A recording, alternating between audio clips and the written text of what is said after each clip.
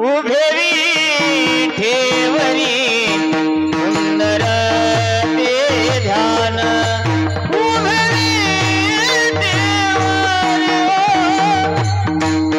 सुंदर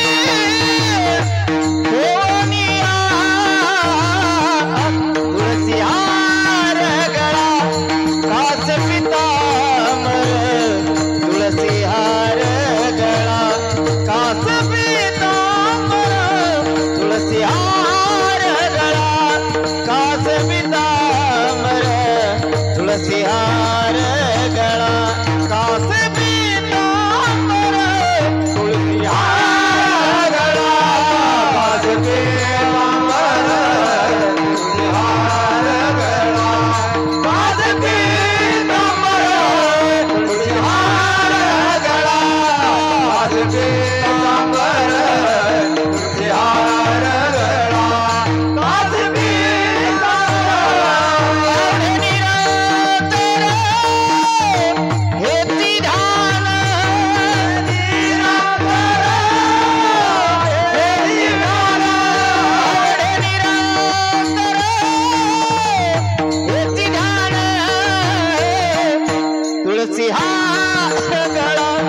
कास पीतांबर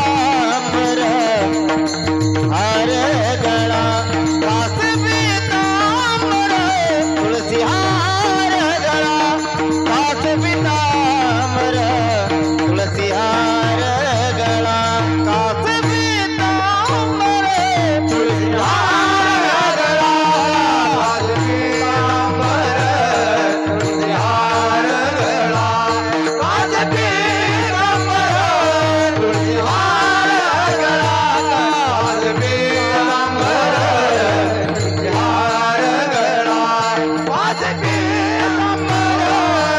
मकर कुंडले तळपती श्रवणी मकर कुंडले तळपती श्रवणी मकर कुंडले तळपती श्रवणी मकर कुंडले तळपती श्रवणी पंडिता शुभमणी विराजित कासवामणी विराजित पंडिता शुभमणी विराजित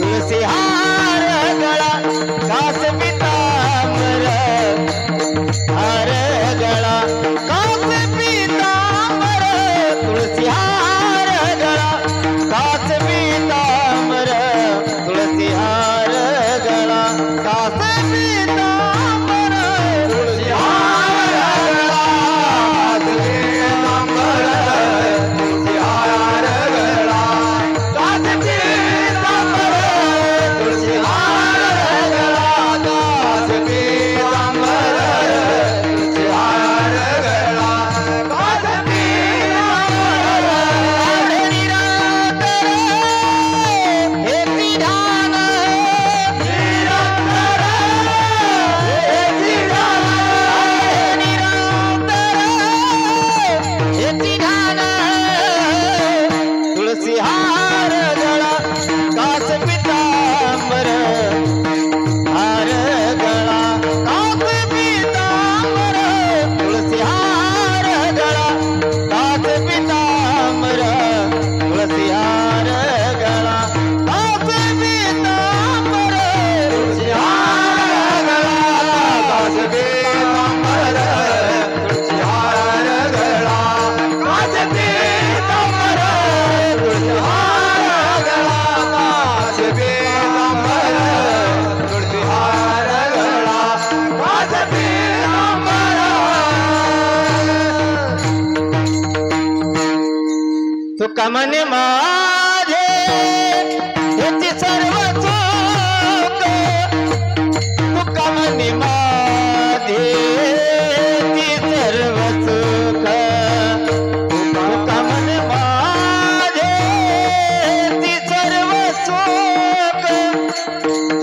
मने माझे ती सर्व सुख तुका मने माझे सर्व सुख तुका मने माझे सर्व सुख तुका मने माझे सर्व सुख तुका मने माझे सर्व सुख पाहिना श्रीमुख आवडीने पाहिना श्रीमुख आवडीने पाहिना श्रीमुख आवडीने पाहिना श्रीमुख आवडीने तुळसी हार गळा कासे पितांबर तुळसी हार गळा कासे पितांबर तुळसी हार गळा कासे पितांबर तुळसी हार गळा कासे पितांबर तुळशी हार गळा कासे पितांबर तुळशी हार गळा कासे पितांबर तुळशी हार गळा कासे पितांबर तुळशी हार गळा कासे पितांबर तुळसी हार गळा कासे पितांबर तुळशी हार गळा कासे पितांबर तुळसी हार गळा कासे पितांबर तुळसी हार गळा कासे पितांबर आवडे निरंतर ह्याची ध्यान तुळसी हार गळा कासे पितांबर तुळसी हार गळा कासे पितांबर तुळसी हार गळा कासे पितांबर तुळसी हार गळा कासे पितांबर तुळशी हार गळा कासे पितांबर तुळशी हार गळा कासे पितांबर तुळशी हार गळा कासे पितांबर तुळशी हार गळा कासे पितांबर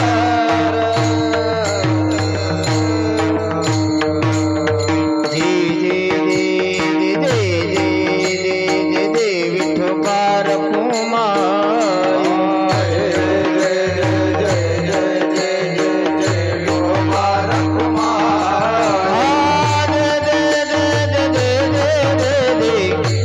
बार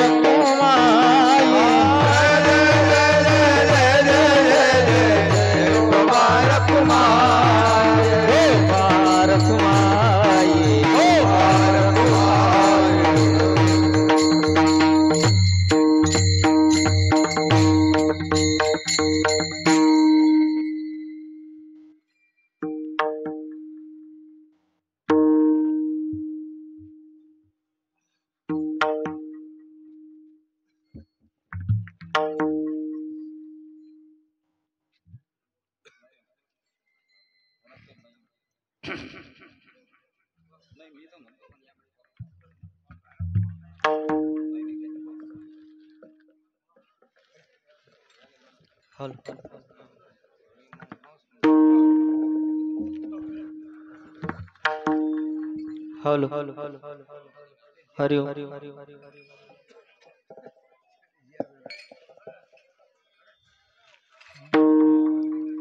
राम कृष्ण हरि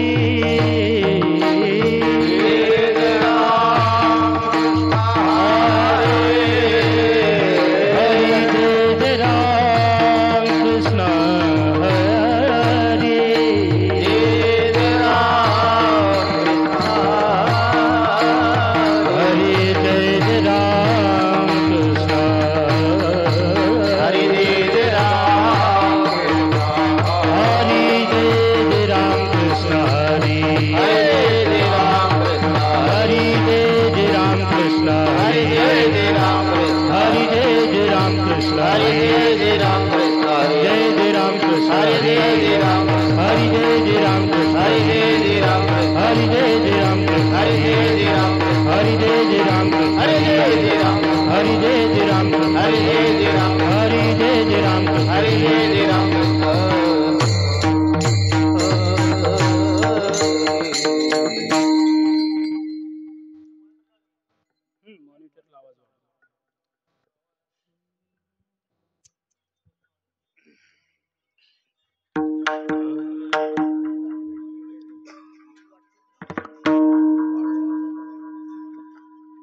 रूप पाहता लोचनी लोचनी रूप पाहता लोचनी ओ रूप पाहता लोचनी रूप पाहता लोचनी सुख झाले ओ साजनी सुख झाले ओ साजनी तुहा विठ्ठल बरवा बरवा तुहा विठ्ठल बरवा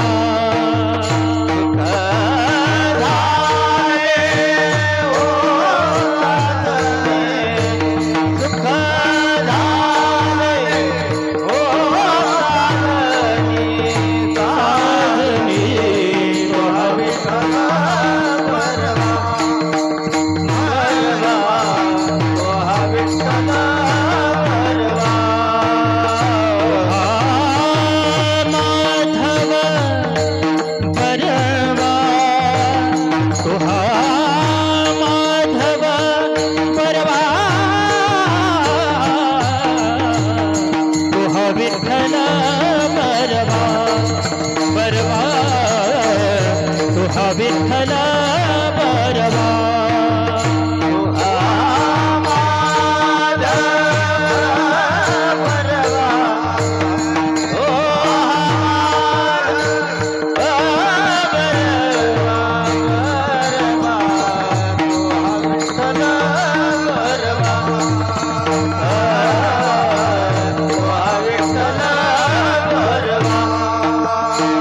बहुत सुख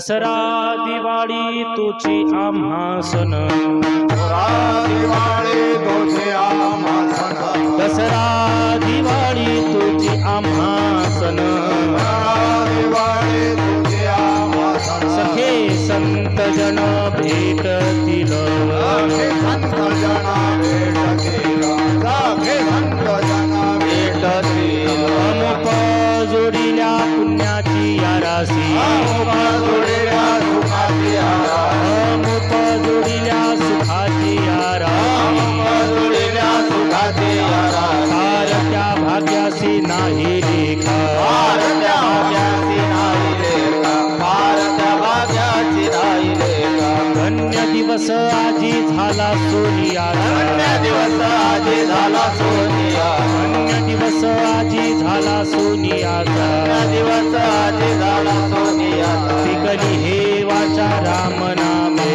कधी हे वाचा राम नामे कधी हे वाचा राम नामे अमुक जोडिल्या सुखाची यारासी अमुक जोडिल्या सुखाची अमुक जोडिल्या सुखाची यारासी अमुक जोडिल्या सुखाची फार त्या भाग्यासी नाही लेखा भारत्या भाग्याची नाही लेखा भारत्या भाग्याची नाही लेखा तुका म्हणे काय होऊ तराई पाहणे काय होईन उतराई तुका म्हणे काय होऊ तराई पाहणे काय होईन उतराई शिव ठेविना पायी संताची जीव ठेवला बाई संतारिया जीव ठेवला बाई संतारिया अमुक जोडिल्या सुखाची यारासी जोडिल्या सुखाची अमुक जोडिल्या सुखाची यारासी जोडिल्या सुखाची फार त्या भाग्यासी नाही लेखा भारत्या भाग्याची नाही लेखा भारत्या भाग्याची नाही लेखा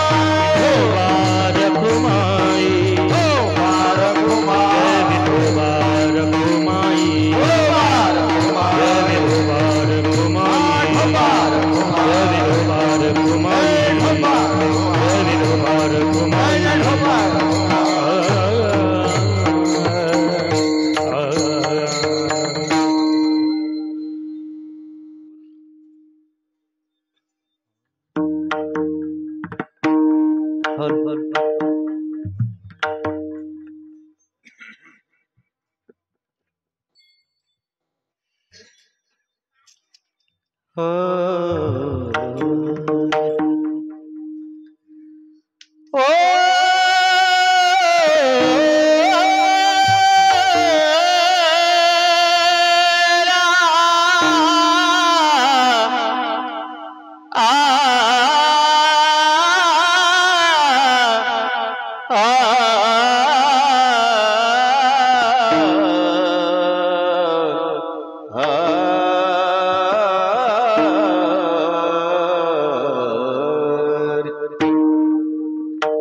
दसरा दिवाळी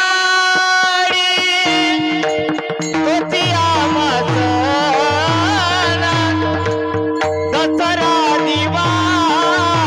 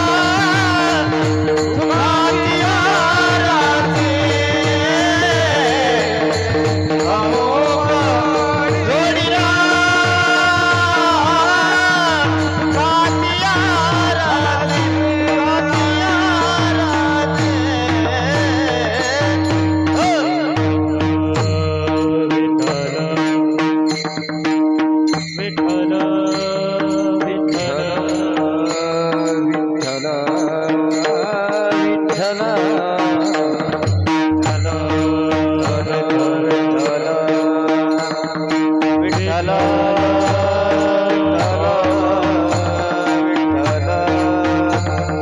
विठ्ठल विठ्ठल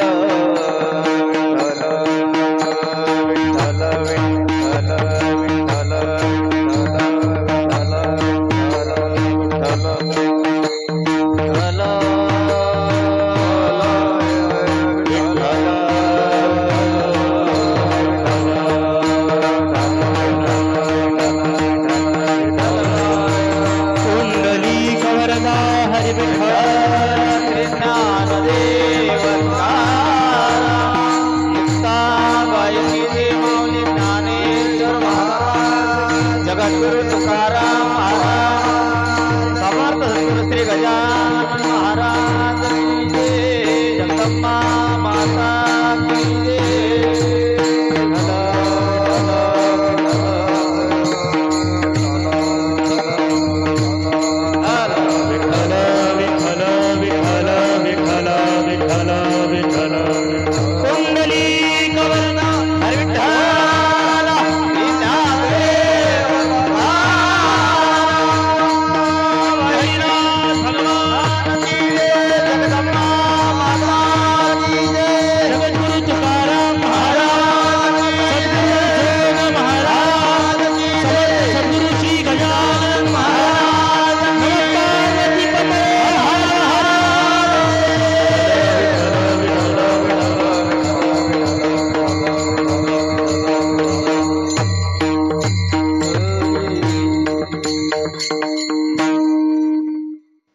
दसरा दिवाळी तुची आम्हा सण सखे संत जन भेटतील अमोप जोडिल्या सुखाची या रासी पार त्या भाग्यासी नाही आता धन्य दिवस आजी झाला सोनियाचा पिकली हे वाचा राम नामे अमुप जोडिल्या सुखाची आरासी पार त्या भाग्यासी नाही आता तुका म्हणे काय हो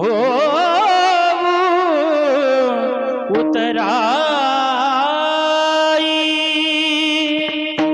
जीव ठेवू पायी संताची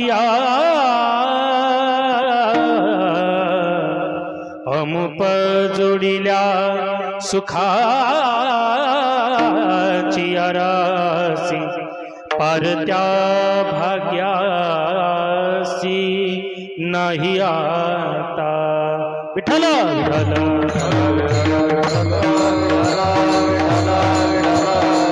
गजानन महं वंदे कार्यकर व्यवस्थितो श्रीगाववासिनं नित्यं सर्वकार्यार्थसिद्धे हृदय सिंहासन करुणिया माझ्या वैसे गुरुराया गजानना गजाननं ज्ञानमूर्तिं साक्षात् प्रेमस्वरूपिणं गौरीशंकरं दयामूर्तिं भास्करं वन्दे पुनः पुनः वासनात् वासुदेवस्य वासितं भुवनत्रयं सर्वभूतनिवासोऽसि वासुदेवो नमस्तुते समचरण सरोजं सान्द्रनीलाम्बुदावं जगन्निहितपानिं मण्डनो मण्डनाना तरुण तुलसीमाला कंधरं कंजनेत्रं सदै धवलहासं विठ्ठलं चिन्तयामि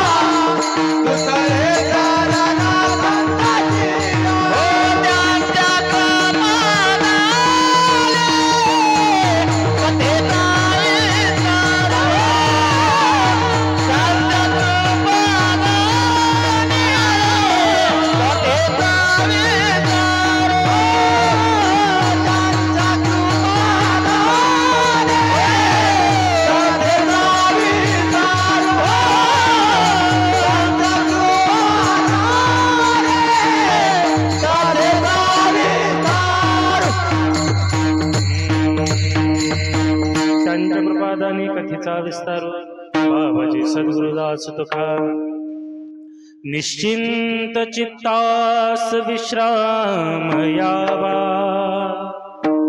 श्री गजाननाचा आठव भावा जोडोनी हातास डोळे मिटावे गण गण गणात बोते म्हणावे सामर्थ्याने गजाननाचा सामर्थ्याने गजाननाचा संकट जाई माघारा गण गण गणात बोते गण गण गणात बोते गण गण गणात बोते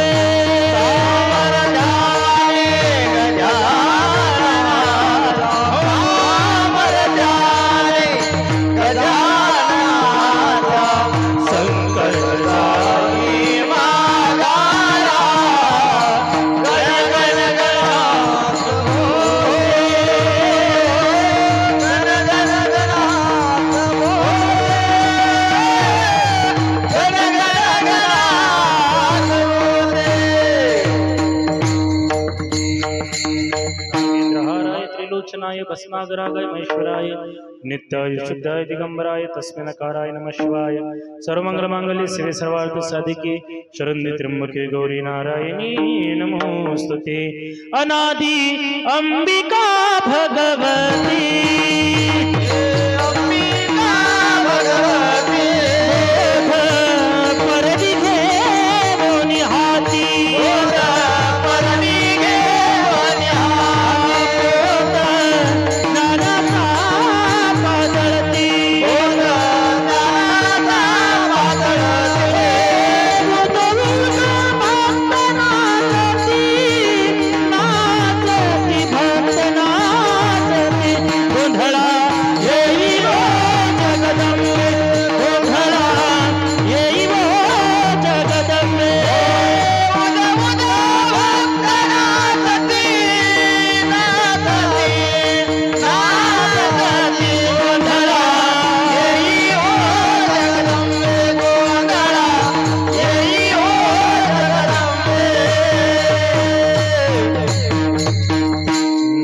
माऊली मेरी मात है पिता मेरो श्री तुकाराम इन दोनों के चरणों में प्रभु मेरा कोटि कोटि प्रणाम।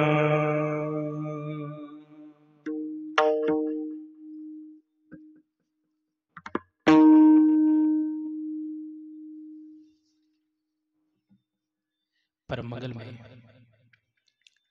अकारण करुणावृणालय भक्त वंशकल्पतरू जगत्रय जननी माता दुर्गा भवानीच्या या प्रांगणामध्ये संपूर्ण मांजरीकर नगरी तील सर्व भाविक भक्त ज्या पवित्रतम निमित्ताने आपण या ठिकाणी एकवटलो आहोत त्या निमित्ताचा शब्द परिचय करणं अगत्याचं आहे। आपल्या या पुण्यपावन गावामध्ये गेल्या अनेक वर्षापासूनची ही परंपरा आणि खऱ्या अर्थाने तुमच्या गावासाठीच नव्हे तर पंचक्रोशी नव्हे तर संपूर्ण जिल्ह्याने या गोष्टीची दखल घ्यावी अशा पद्धतीचा उत्कृष्ट तुमच्या गावाला तुमच्या ओळखेला शोभेल अशा पद्धतीचा परमार्थ तुम्ही करत असतात। खऱ्या अर्थाने नवरात्री उत्सवाचा अर्थच असा आहे नवरंगामध्ये भिजून जाणं आणि त्या आनंदाला ऊत येणं। उत्सवाचा अर्थ ऊत येणं ऊतू येणं आणि अशा पद्धतीचा द्विगुणित पद करणारा तुम्ही आनंद उपभोगत असतात। आणि असा आनंद उपभोगत असताना माझ्याही वाटेला खऱ्या अर्थाने तुम्ही यावर्षी दिलेली ही सेवा आहे। याही आधी मी आपल्या गावामध्ये 3-4 वेळा येऊन गेलोत आणि 3 वर्ष झालं सरक या मंडळामध्ये सुद्धा म्हणजे या परिसरामध्ये येण्याचं माझं भाग्य येतं आहे. यावर्षी ज्या दिवशी माझी ठराविक सेवा होती त्या दिवशी पावसाचा कहर जास्त होतात. पाऊस त्या दिवशी मला म्हटलात आगलाव्या आज तुझी पेटू देणार, आणि म्हणून आणि त्याच्या पुढे कोणाची चालत नाहीत, निसर्गाच्या पुढे कोणाची चालत नाहीत. आणि म्हणून भगवंताने दाखवून दिलं बाबा आज सत्ता माझी आहे, आज मी गाजवणार. शेवटी भक्तांनी सुद्धा दाखवून दिलं देवा सत्ता जरी तुझी असली पण सत्तेवर विराजित करणारे आम्ही आहोत, आमुच्या भावे तुझं देव. पण या न्यायाला अनुलक्षून त्यांनी सांगितलं आगलाव्या आज नाही दसऱ्याच्या दिवशी आणू, नाही का. म्हणून आज खऱ्या अर्थाने तुम्हाला अशी भीती होती का पाऊस येईल, पाऊस येईल, मग काय करायचं. रावणाला बुडवण्याच्या तयारीत होते, पण त्यांना वाटलं आज काही येत नाही म्हणून आगलाव्या बोलावला. विठ्ठल विठ्ठल. म्हणून असा हा सुंदर सोहळा या ठिकाणी मला वाटतं कीर्तन संपले होते की चालूच होतं, रोजचेच होतेच ना, म्हणजे संपलं असं काही नाही. आजचा दिवस योगायोगाने तुम्ही दशहराचा दिवस, दसऱ्याचा दिवस, सर्वांना दर्शनासाठीची ओढ असते, सगळ्यांना भेटीची लगबग असते. या दिवस निमित्ताने बहुतेक तुम्ही खाली ठेवलेला असावा, तो तुम्ही ठेवला नाही, तो भगवतीने ठेवायला लावलात. कारण आजच्या दिवशी माझ्या प्रारब्धामध्ये ही सेवा असावी. आणि म्हणून आईच्या दरबारामध्ये 2 निमित्त या ठिकाणी साधल्या जातात. एक म्हणजे नवरात्रीचा पर्व काळ आणि दुसरं म्हणजे आजचं नैमित्तिक कीर्तन. आज दसऱ्याचा दिवस आणि म्हणून दोघंही गोष्टीचं चिंतन व्हावं या अनुषंगाने दोन्हीही विषयाला न्याय देणारा आज भंग निवडला. विठ्ठल खऱ्या अर्थाने एवढं सुंदर नियोजन पाहिल्यानंतर कोणाच्याही मनाला हेवा वाटेल अशा पद्धतीचा आपण परमार्थ करतात. आणि मी नेहमी एक वाक्य बोलत असतो, माणूस जेवढा संसार मस्तीत करतो ना तेवढ्याच त्यांनी परमार्थ सुद्धा मस्तीत केला पाहिजे, मस्तीत केला पाहिजे. अनेक लोकांची पद्धती आहे, लग्न एखाद्या मुलाचं जर करायचं म्हटलं ना महाराज अमळनेरचा डीजे सांगितलं. कुठला अमळनेरचा, आता मला ते नाव नाही आठवून राहिलं, शेगावात आलता तो बाबा बाबा बाबा बाबा मामलेदार नाही परत काही हे नाही करून मी लाईव्ह बोलवा, तुम्ही नक्की बोलवा. महाराज मंडप अकोल्यावरून बोलावला होता, महाराज कॅटर्स इथलं होतं, तिथले होते. भूषण सांगतो आपण सगळ्यांना. मला वाटतं ते भूषण सांभाळलं पाहिजे, काय हरकत आहे. देवाने तुम्हाला पैसा दिलाय ना, सांभाळलाच पाहिजे. नक्की आहे त्यांनी कक्कीच करावं. पण मला वाटतं तुम्ही जेवढा संसार करतात ना गड्या, जेवढ्या थाटामाटात सजवतात ना, रंगवतात ना, तेवढ्याच थाटात आपला परमार्थ सुद्धा असला पाहिजे. आणि मला वाटतं हे ब्रीद मांजरीकरांनी सांभाळलेलं आहे. तुमचा परमार्थ तुमच्या संसाराच्या सलगरीत बराबरीमध्ये चालू आहेत आणि म्हणून तुम्ही भाग्यशाली आहात. विठ्ठल विठ्ठल.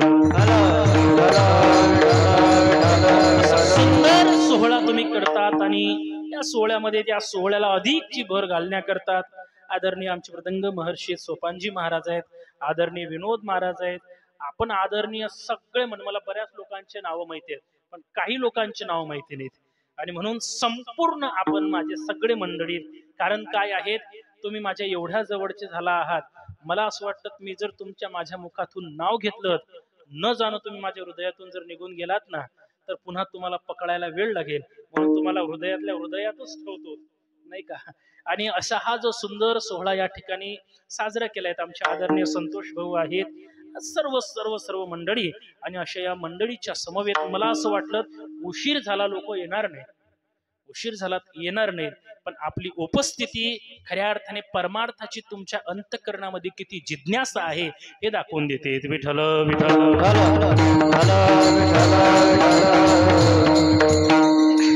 इतरत्र विषयाकडे हात न घालतात मी सरळ आपल्या आजच्या विषयाकडे येणार. आज दसऱ्याचा दिवस आहे.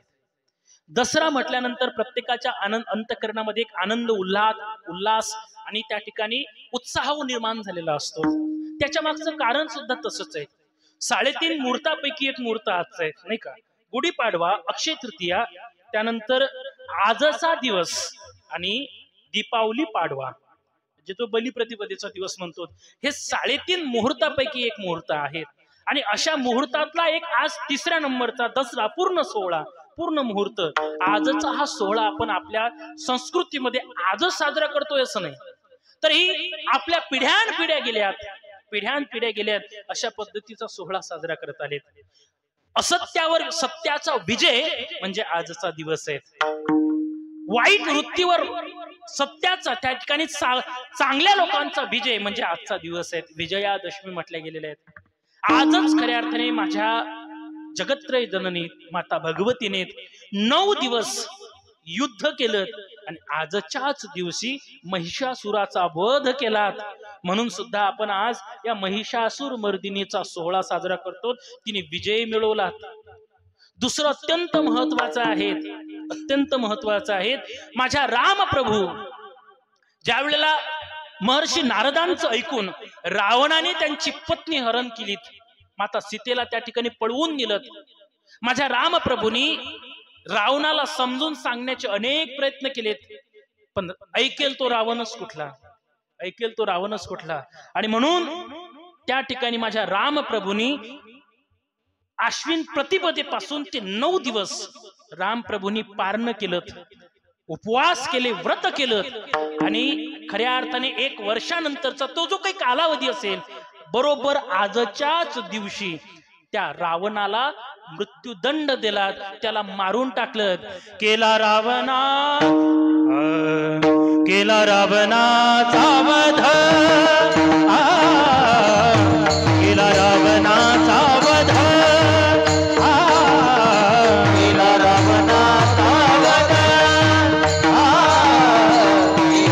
रावणाचा वध. अवघा सोडिला संबंध, अवघा तोडिला संबंध, अवघा तोडिला संबंध. लंकाराज्य विभीषणा, लंकाराज्य विभीषणा. अवघा तोडिला संबंध, अवघा तोडिला संबंध. लंकाराज्य विभीषणा, लंकाराज्य विभीषणा. केला रावणाचा वध, अवघा तोडीला संबंध, रावणाला मारून टाकलं आणि खऱ्या अर्थाने त्याचा सर्व संबंधच या सृष्टीशी तोडून टाकला. एका जणाने मला परवा प्रश्न केला, म्हणजे महाराज रामप्रभूचं थोडं चुकलंच. म्हटलं काय झालं बघ, नेमकं काय? देवाच्या चुका काढायला लागले. अरे महाराज रामप्रभूचं चुकलत. म्हटले काय झालं? काय म्हणजे काय? रावणाचा वध करायला गेलेत. म्हटले बरोबर. मग नरांना मान द्यायचा तो वानरांना दिला, नरांना द्यायचं तो वानरांना दिला.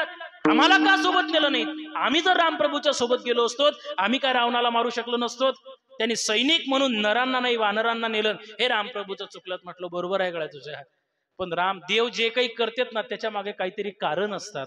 देवाला माहिती होतं नरांपेक्षा वानर चांगलेच आहेत, कारण या नरांना जर त्या ठिकाणी नेलं असतं ना, त्यांनी युद्ध सोडून दिलं असतं. आणि तिथं जे रावणाची लंका होती ना, ती कशाची होती? शुद्ध कांचनाची सप्तकोटी. हे सप्तकोटी असलेली शुद्ध कांचनाची जी लंका होती ना, हे इतके बिलिंदर आहेत, यांनी युद्ध सोडून दिलं असतं, पहिले खिशे भरणं लावले असते. रामप्रभूला माहिती होतं आणि म्हणून रामप्रभूंनी वानरांना नेलं होतं. बरं, दुसरा विषय असा आहे, वानरांना न्यायच्या मागे कारण दुसरं आहे. वानरांना सांभाळण्याची गरजच नाही. वानरांची जी पद्धती आहेत, त्यांना थोडी ना झोपायसाठी एक स्पेशल नवीन बांधलेलं घर पाहिजे का, त्यांना कुठंतरी व्यवस्था करावी लागतात भोजनाची वगैरे, काय नाही. राण्याची या पाले खायरा निवाने केले लंकेश्वरा. रानातील पाला वरपून खायचा ही जी वानरांची पद्धती आहे. आणि म्हणून माझ्या रामप्रभूने आजच्याच दिवशी अशा पद्धतीने त्या रावणाचा वध केला. दशाननाचा म्हणजे दशमुखाच्या रावणाचा वध केला आणि त्याचा वध केला. म्हणून आजचा दिवस सुद्धा विजय उत्सव म्हणून आपण साजरा करतो. हे दुसरं कारण आहे. तिसरं कारण आहे, आजच्याच दिवशी पांडवांना जो 13 वर्षाचा वनवास मिळाला होता, म्हणजे 12 वर्ष वनवास आणि 1 वर्ष अज्ञातवास, त्या अज्ञातवासातली पहिली जी सुरुवात त्यांची झाली आणि तिथून संपूर्ण ज्या वेळेला पांडव आजच्या दिवशी परत आलेत आणि परत आल्यानंतर त्यांनी जे शमी वृक्षामध्ये आपले शस्त्र लोपवून ठेवले होते ते शस्त्र त्यांनी आजच्या दिवशी त्या वृक्षातून बाहेर काढले आणि बाहेर काढल्यानंतर त्याचं अत्यंत चांगल्या पद्धतीने शमी वृक्षाने सांभाळ केला म्हणून मग त्या पांडवांनी खऱ्या अर्थाने त्या शमी वृक्षाची पूजा केली आणि आपल्या शस्त्रांची पूजा केली। हा सुद्धा दिवस आपण त्या निमित्ताने साजरा करतो। अनेक लोक आजच्या दिवशी शस्त्राचं पूजन करतात, नवीन आपल्या वाहनाचं पूजन करतात। प्रत्येकाला सांगतो वाहनाचं शस्त्राचं नव्हे, आपण ज्याच्या भरोशावर आपलं जीवन जगतो त्याची कृतज्ञता म्हणून पूजन करायचं असतं। मृदंगाचार्याने मृदंगाचं पूजन करावं, गायनाचार्यांनी आपल्या टाळाचं, आपल्या साधनेचं, आपल्या हार्मोनियमचं, आपल्या अभंग मालिके भजनी मालिकेचं अशा पद्धतीचं पूजन करावं। शेतकरी सुद्धा आपल्या शेतीतल्या सामुग्रीचं पूजन करतो नाही का, खुरप फाव जे असेल नसेल ते करतो, हे केलं पाहिजे, हे त्याविषयीची कृतज्ञता आहे। तुमच्याकडे परंपरा आहे का मला माहित नाही, पण आमच्या गावात ज्या वेळेला दर्शनाला जातात ना हे लोक, तर संध्याकाळच्या वेळेला टोपीमध्ये गहू वगैरे आपल्या शेतीतील धान्य येऊन लावत असतात। बरोबर आहे? काय आहे हे, कशासाठी लावतात ते तुरामध्ये? म्हणजे आपल्या कानामध्ये किंवा मग टोपीमध्ये जे हिरवं धान्य लावले जाते त्याच्या मागचं कारण काय? त्याच्या मागचं कारण आहे शेतकऱ्याचं धान्य म्हणजे त्याचं धन आहे। शेतकऱ्याचं धान्य हे त्याचं धन आहे आणि त्या धनाच्या भरोशावर तो त्याचं जीवन सुंदर पद्धतीने जगणार आहे। आणि आजच्याच दिवसापासून, आता थोडा काळ बदललात किंवा ते वाण बदललेत म्हणून, नाहीतर बहुतेक दसऱ्याच्या दिवशी किंवा दसऱ्याच्या कालावधीपासून धान्य घरामध्ये यायला सुरुवात व्हायची बाबा नाही का। आणि म्हणून या धान्याच्या मुळे आम्ही धन्यता प्राप्त करतो, म्हणून त्या धान्याची कृतज्ञता म्हणून आपल्या टोपीमध्ये तुरा मानाचा त्या पद्धतीने लावण्याची परंपरा आपल्या संस्कृतीमध्ये पडली। अनेक असे दसऱ्याचे निमित्त आहेत, आणखी सांगूत का? आता विषय इकडे आहे म्हणून सांगतो। अहिल्याबाई होळकरांनी जे मंदिर बांधलेत ना, तो आजच्या दिवशी संकल्प केला होता आणि आजच्या दिवशी संकल्प करून जवळजवळ त्यांनी 52 मंदिराला पुनःस्थापना केली आणि उत्कृष्ट पद्धतीने मंदिर स्थापना, एक नव्हे अनेक राजे आजच्या दिवशी संकल्प करायचे, त्या पद्धतीची आखणी करायचे आणि पुढील कार्याला त्या ठिकाणी प्रेरणा द्यायचे। मला वाटते आजच्या दिवसाला जी सुरुवात होते ती वर्षभर टिकते, म्हणून का असेल ना आज आपल्याला सेवा मिळाली, हे आपलं पूजनच आहे। विठ्ठल विठ्ठल। आता फक्त एवढंच आहे, आपण गंध अक्षद पूजन न करता वाक पूजन करूयात नाही का। आणि म्हणून असं वाक पूजन करत असताना ही आपली दसऱ्याची परंपरा झाली, ही आपली दसऱ्याची परंपरा असेल। पण तुम्हाला सांगू, तुकोबारायला जो दसरा दिवाळी अपेक्षित आहे तो आपला दसरा दिवाळी नाही। अभंग जरी दसरा दिवाळीच्या संबंधामध्ये असेल, पण अभंगाची भूमिका जर आपण लक्षात घेतली तर आपण जो दसरा आणि दिवाळी समजतो तो नव्हे। वास्तविक पाहिला तर दसरा आणि दिवाळी हा जवळजवळ 20 दिवसाचा गॅप आहे, 20 दिवसाचा विलंब आहे। पण 20 दिवसाचा विलंब असताना तुकोबारायांनी दोन्ही एकाच ठिकाणी आणलेत। दसरा दिवाळी तोच आम्हा सण, म्हणजे दसरा ही एकाच दिवसाला आणला, दिवाळी ही एकाच दिवसाला आणली। याच्या मागचं कारण काय तर तुकोबाराय म्हणतात प्रापंचिक जीवनाच्या माध्यमातून जी तुमच्या दृष्टीने दसरा आहे तो आमच्या दृष्टीने नाही। दसरा म्हणजे नेमकं काय? दसरा खऱ्या अर्थाने प्रापंचिक दृष्टिकोनातून जर विचार केला, दसरा या शब्दाचा अर्थ जरी दशहरा होतो, दशहरा 10 वाईट इंद्रियाचा त्याग करणे, स्वच्छता करणे। स्वच्छता करत असताना स्वच्छता दिवाळी टू दिवाळीच आताच बरोबर स्वच्छता सुरुवात होते। जशी आपण घराची स्वच्छता करतो तशी अंतकरणाची करणं, स्वच्छता करणं म्हणजे खऱ्या अर्थाने दसरा आहे। नवरात्रीचे 9 दिवस साजरे करणं आणि 9 दिवसाची साजरं केल्यानंतर 10व्या दिवसाचं पारणं ज्या वेळेला येतं त्यावेळेला खऱ्या अर्थाने आपल्याला दसरा साजरा करायचा असतो। आणि त्या दिवशी अवस्था काय होते? आता साजनी झाले मी संग, आता झाले मी बनवल्याचा सोडियेला संग, बनवल्याचा सोडियेला सोडियेले मान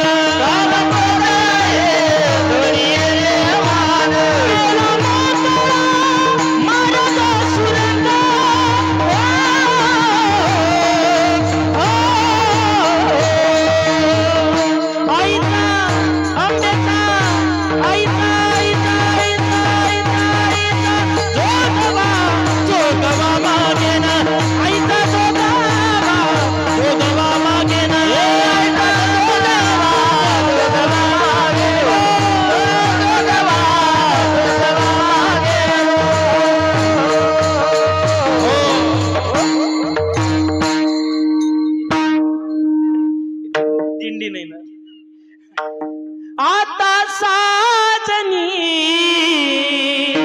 झाले मी निसंग विकल्प नवऱ्याचा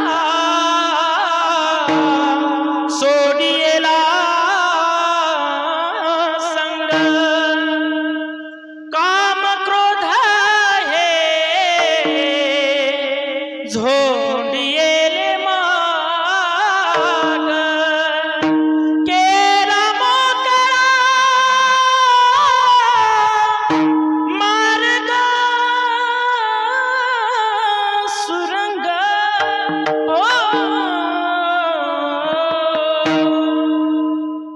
ही खरी दसरा आहे. अनेक लोक नवमीच्या दिवशी बळी देतात नाही का. आता खारी कवळं कापल्या जाते हो. खाली कवळं कापल्या जाते. पहिले काय कापायचे. देवीने बळी सांगितलाच राजा, बळी मागितला, पण बळी दश विकाराचा मागितला, कोण्या मुख्या प्राणाचा नाही. अश्वम नैव गजम नैव व्याघ्रम नैवच नैवच अजापुत्रम बलिम दत्वा दैव दुर्बल घातका. कोणी घोड्याला मारत नाही, अश्वम नैव हत्तीला मारत नाही, गजम नैव वाघ तर नाहीच नाही, व्याघ्रम नैवच नैवच वाघ उठला नाही आता, व्याघ्रम नैवच नैवच, पण अजापुत्रम बलिम दत्वा. अज म्हणजे बकरा, बकरी, आणि बकरीच्या पुत्राचा मात्र जीव घेतला जातो का, तो दुर्बल आहे म्हणून. आणि दुर्बलाचा माणूस ज्या वेळेला घात करत असतो ना, तो त्याच्या दैव योगाला डावलत असतो, तो त्या दिवसापासून अभाग्याच्या लक्षणामध्ये मोडला जातो. म्हणून त्या दिवशी त्या बोकळ्याला मारायचं नसतं. कोणाला मारायचंय. काम क्रोध बकरा मारा तुझा रखवाई जावला, क्रोध बकरा मारा तुझा रखवाई जावला,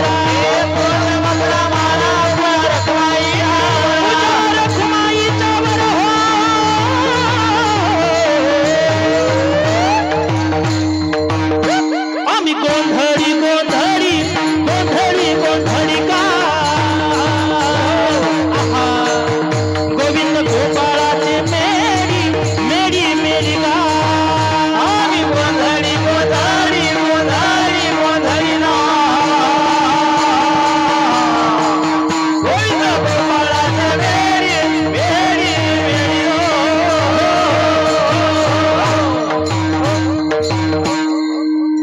काम क्रोध आधी बोकळा मारायचं सांगितलं, बकरा मारायचं सांगितलं, तो नाही, तो नाही.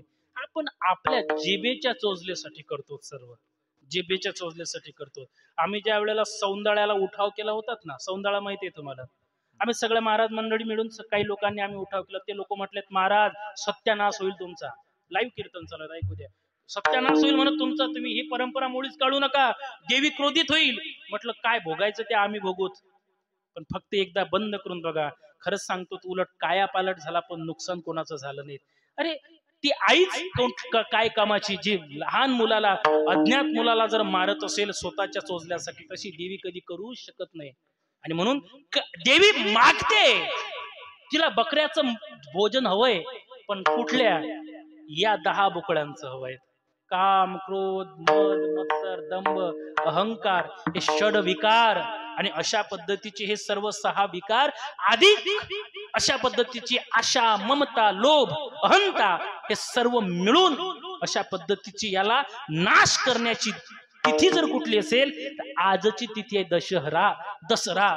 आजच्या दिवशी स्वच्छता करायची असते, आणि ही स्वच्छता खऱ्या अर्थाने ज्या दिवशी तुम्हाला काही सांसारिक दृष्टिकोनातून काही लाभ होतो, त्या दिवसाला तुम्ही खऱ्या अर्थाने सांगतात की आज आमच्या जीवनामध्ये आनंद झाला, दसऱ्याचा दिवस आहे. काय वा दिवस चांगला आलात लेखाचा, नाही का, त्याची तो रोजची दिवाळी आहे. आपण प्रापंचिक जीवनात काय समजतो, एखाद्या व्यक्तीच्या जवळ भरपूर पैसा आला, भरपूर पैसा आला, आपण म्हणतो का हो त्याचा काय राजा, त्याची तो रोजची दिवाळी आहे हो, त्याला काय गरज आहे. प्रापंचिकामध्ये खऱ्या अर्थाने आधी स्वच्छता व्हावी, आणि त्यानंतर त्याला कशाची तरी प्राप्ती व्हावी, याला दसरा दिवाळी आपण म्हणतो. पण तुकोबारायच्या दृष्टिकोनातून तुकोबाराय म्हणतात, बाबा माझ्या दृष्टिकोनातून दसरा दिवाळी कोणता दिवस येते, ज्या दिवशी मला संतजन भेटतात. अभंगाचं प्रथम चरण. दसरा दिवाळी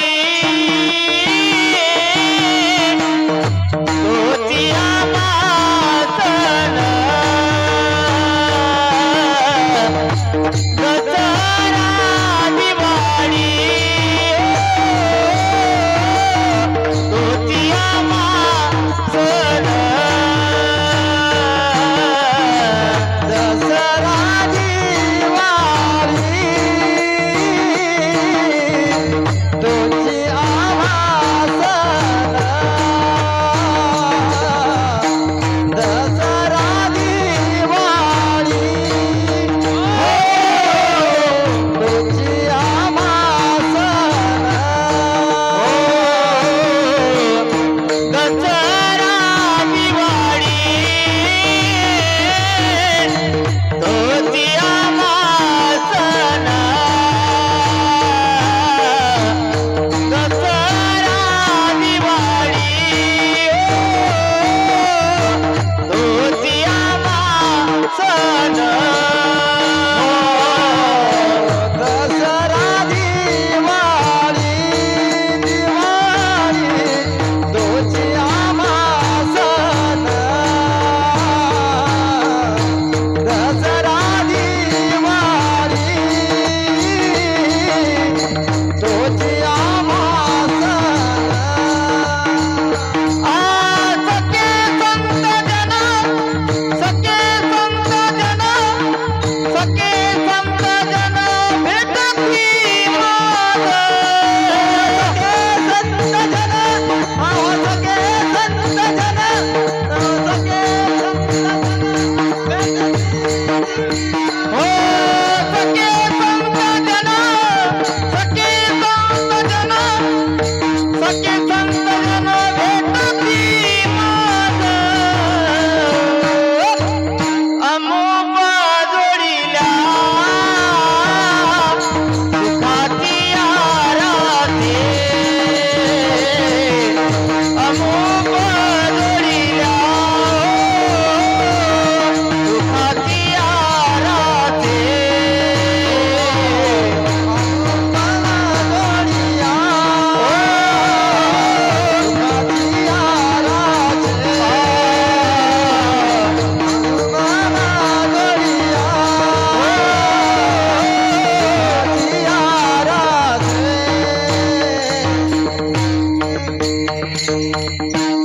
जगद्गुरु तुकोबारे सांगतायत दसरा दिवाळी तोची आम्हा सण तोची आम्हा सण कोण्या दिवशी सखे जे तुम्ही म्हटलत ना तेरे जैसा यार सखे संत जन भेटतील आम्हाला सद्विचारी लोक ज्या वेळेला मिळाले संत भेटलेत त्या दिवशी खऱ्या अर्थाने आमच्या जीवनामध्ये दसऱ्याचा दिवस आहे संत भेटणं अत्यंत महत्वाचं आहे का ज्याच्याही जीवनामध्ये संत मिळालेत ना त्याच्या जीवनाला खऱ्या अर्थाने उद्धाराच्या दिशेला नेण्यासाठी कोणीच बांधू शकत नाहीत संत जीवनात भेटणं अत्यंत महत्वाचं आहे आणि या जगातातली सगळ्यात मोठी दुर्लभ गोष्ट जर कुठली असेल ना तर संत मिळणं आहे संत मिळणे तरी या साधूची भेट न होईल का एखाद्या वेळेला सूर्य धरता येईल असता जाता रवी धरवेल बाह्य हेळा सागर तरवेल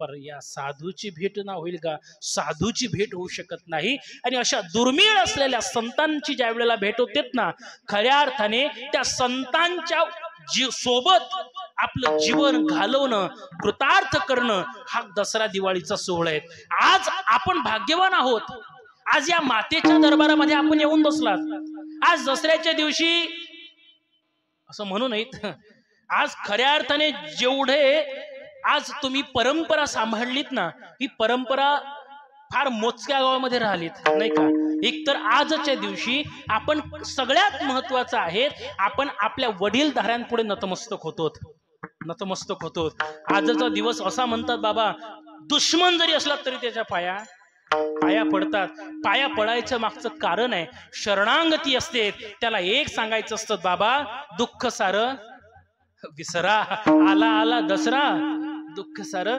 आजच्या दिवशी शत्रूला सुद्धा क्षमा करायची आणि त्याला आपलंसं करून घ्यायचं एकत्रित पद्धतीने राहायचं आजच्या दसऱ्याचा दिवस आहे पण बऱ्याच वेळा अशी पद्धती झाली आज खेड्यापाड्याने ही जागृत आहेत नाहीतर आजच्या दिवशी मायबापाचं सुद्धा दर्शन लोक घेत नाहीत काय सांगावं तुम्हाला सांगू नाही निदान कोणाच्या पुढे गेलात गडे एखाद्या वेळेला तुम्ही मायबापाच्या समोर झुकत राहा खरंच सांगतो मायबापासारखं दैवत नाही आणि हे वडीलधारी मायबाप म्हटले गेलेत आणि म्हणून अशा लोकांच्या पुढे आपण ज्या वेळेला नतमस्तक तोच होतो जो नम्र झालेला आहे नाही का नम्र झालेला आहे झुकता वही है जिसमें जान है अकड़ तो मुर्दे की पहचान है मुर्दा असतो अकळलेला आणि म्हणून झुकतो जो नम्र आहे नम्र झाला भूता अनंतेने कोंडिले अनंता.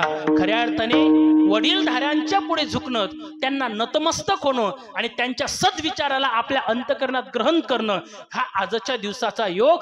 तुकोबाराय म्हणता आम्हीही ज्याच्या संगतीमध्ये गेलो त्याच्या संगतीमध्ये राहून त्याच्या जवळचे सद्विचार आमच्या जवळ घेणं म्हणजे खऱ्या अर्थाने आमच्यासाठी दसरा आहेत. साधूच्या संगतीत पहिले तर मिळत नाही, ज्याला मिळालीत ना त्यांनी तो संघ कधी सोडू नयेत. कारण कोणाच्या संगतीमध्ये राहावं हे धर्मशास्त्र सांगतात. जो माणूस ज्याच्या ज्याच्या जसा जसा संगतीमध्ये थांबतोत ना तशी तशी त्याला पंगत असते, तशी पंगत असते. बैसता चोराचे संगती तैसीच होय वृत्ती, देखताची चिंधी मन धावे. चोराच्या संगतीत बसलं हे वाटते बरं आहे लेकाचं हेच आहे की नाही. गेलं पाकिट पकडलं का गेलं का. चोराच्या संगतीमध्ये साधूच्या संगतीमध्ये गेल्यानंतर असं वाटतं आपण याच्यासोबतच गेलं पाहिजे, हेच केलं पाहिजे. आता दरवर्षी वाटते नवरात्रात महापोरग तर मी आता शिबिरातच टाकतो, महापोरग तर मी आळंदीलाच टाकतो. नवरात्र झालं, दसरा झाला, देवी विसर्जन झालं की यानं विचाराचं विसर्जन केलं झालं, मुळलं ते पुढच्या वर्षीपर्यंत. विचार अंतःकरणात समाविष्ट करणं अत्यंत महत्वाचं आहे. संतांच्या संगतीचा फायदा जीवनात होतो. मला असं वाटतं दुर्जनाच्या संगतीत जर गेल्यानंतर दुर्बुद्धी येत असेल तर साधूच्या संगतीमध्ये सद्विचार येणार ना. तुम्ही मला एक सांगा, कोळसा आहे, कोळसा कोळसा पाहालात तुम्ही, कोळशाला समजा तुमचा चुकून हात लागला तर काय होईल. जाणून बुजून लागला तर तुम्ही जर कोळसा उचलला तर हात काळा होईल, पण चुकून लागला तर होणार काय ना. आमच्या गावात चुकून जर कोळशाला हात लागला तर काळा होत नाही, पांढरा होते हात नाही बाबा. अरे तुम्ही जाणून बुजून लावा का चुकून लावा, हात काळा झाल्याशिवाय राहणार नाही. अत्तरची शिशी आहे, अत्तरची शिशी आहे, त्या अत्तरच्या शिशीला तुम्ही हातावर रगडलं तर ती सुवास देते, आणि तिला जर चुकून हात लागला तर त्या काळ्या किटकुलापेक्षा सळेल वास देते. बरोबर, चुकून हात लागला तर तुम्ही हँग पडले काय. मी असा उफराट्या महाराज आहे, मला थोडं उलट बोलायची सवय आहे. अत्तराच्या शिशीला चुकून हात लावा का कळत हात लावा का न कळत हात लावा, ती सुवासच देते. संतांच्या संगतीमध्ये तसंच आहे गड्या.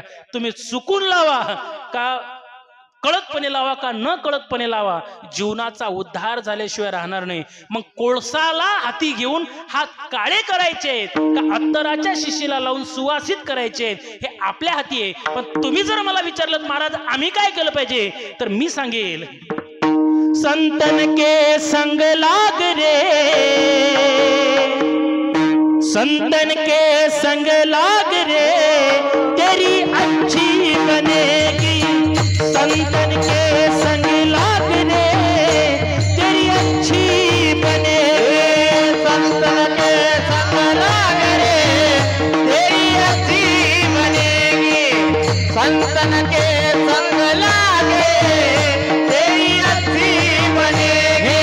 अच्छी बनेगी तेरी बिगड़ी बनेगी, अच्छी बनेगी तेरी बिगड़ी अच्छी बनेगी तेरी किस्मत सजेगी, बनेगी तेरी बिगड़ी हरि सुमिरन में लाग रे, तेरी अच्छी बनेगी. संतन के संग लाग रे, तेरी अच्छी बनेगी. संतन के संग लाग रे, तेरी अच्छी बनेगी. संतन के संग लाग रे, तेरी अच्छी बनेगी. ध्रुव जी की बन गई, प्रहलाद जी की बन गई, होए तेरे ऊपर भाग रे, तेरी अच्छी बनेगी. संतन के संग लाग रे, तेरी अच्छी बनेगी. जीवनात चांगलं व्हावं त्याच्यासाठी संतांचा संग अत्यंत महत्वाचा आहे. काय झालं, एकदा कबीर महाराज आणि त्यांच्या मुलाचं नाव कमाल. कमाल हे दोघंही आपल्या प्रांतामध्ये आपल्या परिसरामध्ये राहत असताना काय झालं, काही साधू मुनी त्यांच्या गावी गेलेत आणि त्यांच्या गावी गेल्यानंतर त्या साधूंनी सांगितलं, एका ब्राह्मणाला भेटलेत आणि त्या ब्राह्मणाला सांगितलं, महाराज आम्हाला एका सुचिरभूत घरी राहायचंय, ज्या घरी सत्संग आहे अशा घरी आम्हाला निवास करायचंय, आमची व्यवस्था कराल. तो ब्राह्मण होता.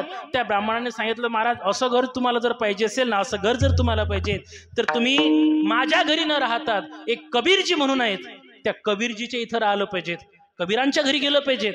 आता कबीरांच्या घरी गेलं पाहिजेत म्हटल्यानंतर साहजिकच त्यांना हे हर्ष झाला आणि हर्ष झाल्यानंतर त्यांनी त्या ठिकाणी त्यांना त्या घराची वाट दाखवलीत आणि ते सर्वच सर्व त्या ठिकाणी गेलेत.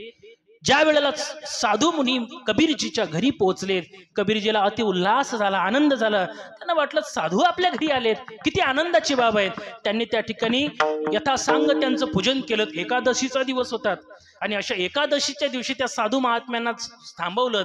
आता आपल्या घरी साधू आल्यानंतर अति आनंद झाला, हर्ष झाला. कबीरजीला असं वाटलं, आता साधू आलेत, उद्या त्यांची द्वादशी आपल्याला सोडायची आहेत, आपल्याच घरी सोडले गेली पाहिजे, आपल्याच घरी सोडल्या गेली पाहिजेत. म्हणून कबीरजी, आता घरची परिस्थिती ती काय फार चांगली होती काय, दयनीय अवस्था. शक्यतोर साधू घरचा पुरे साधू होतच नाहीत ना, ज्याचे मायबाप पुरे आहेत ते थोडी ना इकडे सुरू देतात. साधू हा घरचा शक्यतोर पुरा नसतो, तो याच्यात आल्यानंतर परिपूर्ण होतो. त्याचं कारण आहे, देणारा देव आहेत ना म्हणून. आणि मग काय झालं तर कबीरजीची अवस्था, घरी राशन काहीच नाही, किराणा काहीच नाही, काय करावं. एका दुकानात गेलेत आणि त्या बाबाला सांगितलं, दादा माझ्याकडे तुला द्यायला पैसा नाही, नाणं नाही मला तुझ्याकडे द्यायला, तुला द्यायला, पण माझ्या घरी साधू आलेले आहेत, मला त्या साधूंना उद्याला भोजन द्यायचंय, द्वादशी माझ्या घरी सोडायचे, मला काहीतरी धान्य दे. त्यावेळेला त्याने सांगितलं, कबीरजी मागच्याही वेळेला तुम्हाला दिलं, तुम्ही मला पैसे दिले नाहीत, त्यामुळं आता मी रात्रीच्या वेळेला तुम्हाला अजिबात काही देणार नाही, तुम्ही निघून जावा. तर निघून जा म्हटल्यानंतर साहजिकच कबीरजी अगदी नाराज झालेत, विनंत्या पार केल्यात पण जमलं नाहीत. शेवटी काय झालं, घरी विनमुख निघून आलेत. कमाल जागी होतात आणि कमाल जागी असल्यामुळे वडिलांना विचारलं, बाबा काय झालं.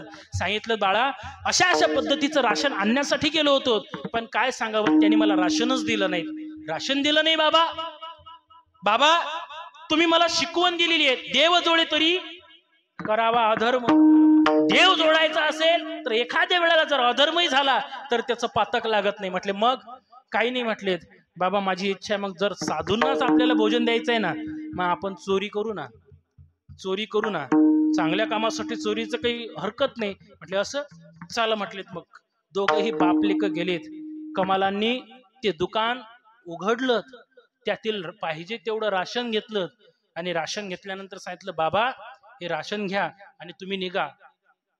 कबीरजी म्हटले, तू काय करतो. मी काय करतो म्हणजे, बाबा मी काय त्याची परवानगी न घेता सामान घेतलं, याला मला चोरी कर्माचा दोष लागेल.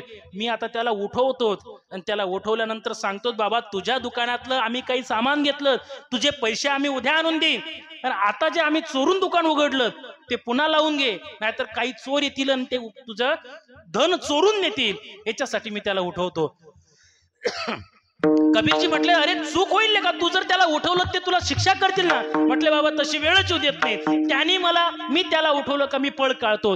असं म्हणून कबीरजी पुढे निघाले आणि पुढे निघणार तेवढ्या त्यांनी त्या दुकानदाराला उठवलं, वाणी दादा उठ, मी तुझ्या दुकानातलं अशा पद्धतीचं सामान घेतलं आणि असं पडून निघणार तेवढ्यात काय झालं, त्यांनी दरवाजा ओढायला गेले आणि त्या वाणी बाबाने त्या दुकानदाराने उठावं आणि कबीरजीच्या मुलाचा हात खेचावा.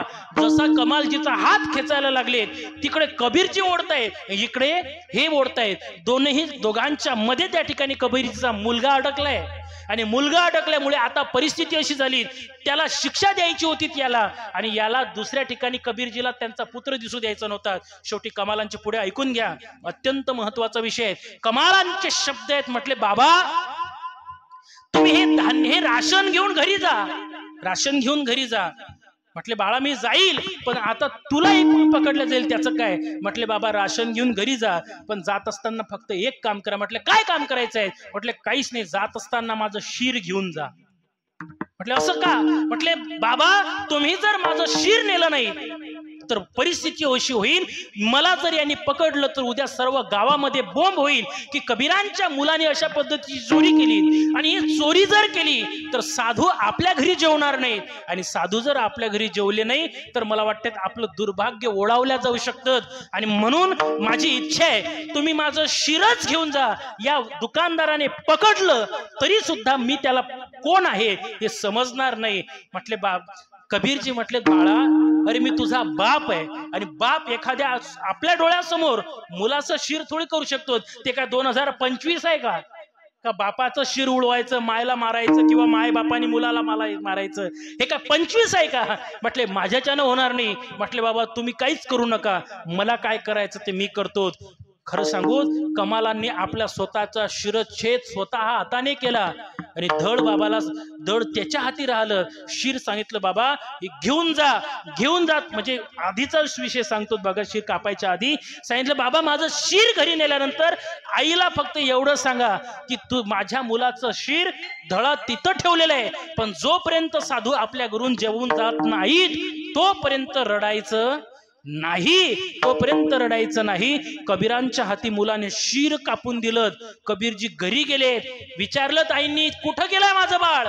त्यावेळेला सांगितलं हे राशन घे, आणि हे जे शेल्या खाली दाबलायत ना, झाकलायत ना, हे तुझ्या मुलाचं शिर आहे. अशा साधू सेवेसाठी हे शिर त्याने बलिदान केलं. हे शिर काही वेळ शिंक्यावर ठेव, साधू जेवण करतील, द्वादशीचं पारणं सोडतील, मग मात्र रड. साधूची सेवा घडली पाहिजे, साधू घरून विनमुख जाऊ नये. म्हणून कबीरांची पत्नी स्वयंपाक करते, कबीरजी साधूची सेवा करतात, आणि मुलाचं शिर मात्र त्या ठिकाणी अडकवलेलं आहे. प्रसंग डोळ्यासमोर आणा, काय अवस्था असू शकते, किती कठीण परिस्थिती असू शकते. अशा ही अवस्थेमध्ये साधूंना जीव घातलं. तोपर्यंत गावाच्या पंचांनी त्या ठिकाणी विचारलं कोणाचं दळ आहे, पण लोकांना समज यावा म्हणून यांनी काय केलं, त्या धळाला शिक्षा व्हावी म्हणून ते धळ गावातल्या मंदिराच्या जवळ त्या ठिकाणी पूर्ण चौकामध्ये उभं केलं, आणि सर्वांच्या समोर त्याला जाळून टाकायचा बेत ठरवला. आणि सगळ्यांचा बेत ठरवल्यानंतर आता मात्र त्या ठिकाणी साधूंची जेवण झाली, तृप्ती झाली.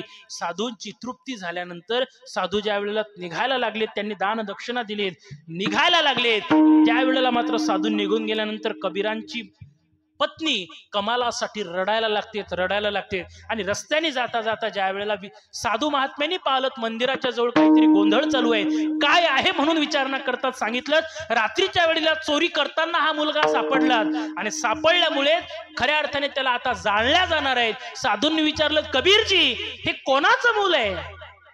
त्यावेळेला सांगितलं साधू महात्मा हे मूल दुसऱ्या तिसऱ्याचं नाही, हे मूल माझंच आहे. तुम्ही विनमुख जाऊ नये, माझ्याकडून भोजन करून गेला पाहिजे, म्हणून माझ्याकडे कुठली व्यवस्था नव्हती. अशा पद्धतीची घटना घडली. त्यावेळेला पाहलं त्या धळामध्ये सुद्धा चेतना होती. त्या साधूंनी पाहलं महाराज तुम्ही आमच्यासाठी एवढं केलं ना, काही हरकत नाही म्हटले, तुम्ही त्या मुलाचं जे शिर आहे ते आमच्या जवळ आणा, आम्ही त्या मुलाला दुरुस्त करतो. साधूंच्या हाती शिर आणलं. कबीरजी पळत गेले, बायकोच्या जवळचं आपल्या मुलाचं शिर घेतलं, परत आले. साधूंनी जसं त्या धळाला शिर लावलं, पुन्हा कमाल जिवंत झाले. ही खऱ्या अर्थाने साधूच्या संघाची ताकद आहे. विठ्ठल आपल्या जीवनात संकट आले, किती भोगलं तरी साधूंचा संघ त्याने सोडला नाही. संघ न सोडण्याचा फायदा त्यांच्या जीवनात हा झाला की खऱ्या अर्थाने अशी कृपा त्यांच्यावर झाली. म्हणून खऱ्या अर्थाने तुकोबाराय म्हणतात, दसरा दिवाळी तोची आम्हा सण, सखे संत जन भेटतील. ज्या दिवशी साधू संघ आम्हाला भेटतात ना, त्या दिवशी आमच्या जीवनामध्ये खऱ्या अर्थाने तो दिवस सुखाचा होतो. त्याच्यातून आम्हाला काय प्राप्ती होते? अभंगाचं दुसरं चरण. धन्य दिवस आज अनुप जोडिला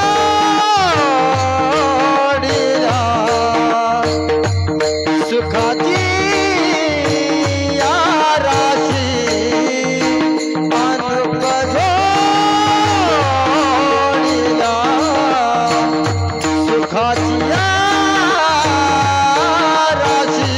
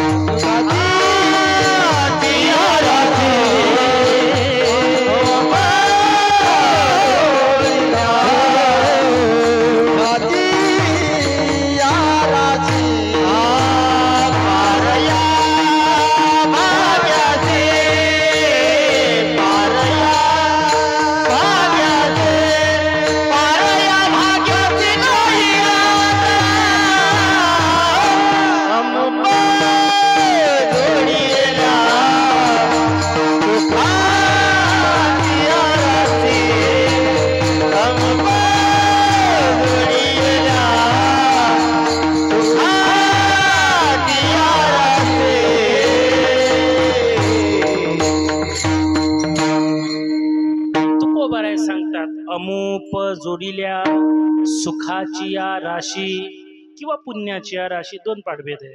अमूप जोडिल्या सुखाची या राशी पार त्या भाग्याशी नाही आता. त्या संतांच्या संगतीमध्ये लागल्यानंतर आमच्या जीवनामध्ये आम्हाला लाभ मिळाला, आमचं भाग्य उदयाला आलं.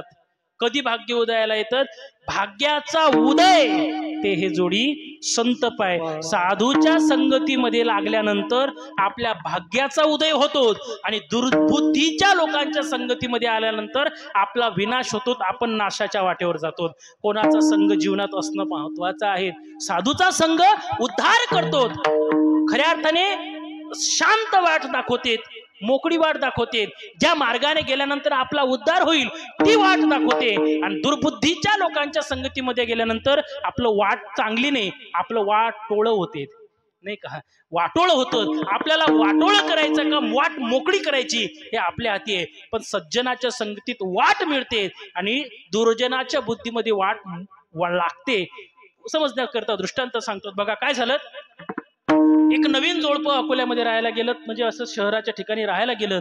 नवीन नवीन लग्न झालेलं होतं आणि मग ते शहराच्या ठिकाणी भाडेकरी म्हणून राहायला लागलं. आता भाडेकरी म्हणून राहत असताना परिस्थिती अशी झाली, त्याचं ते राहणं चालू आहे.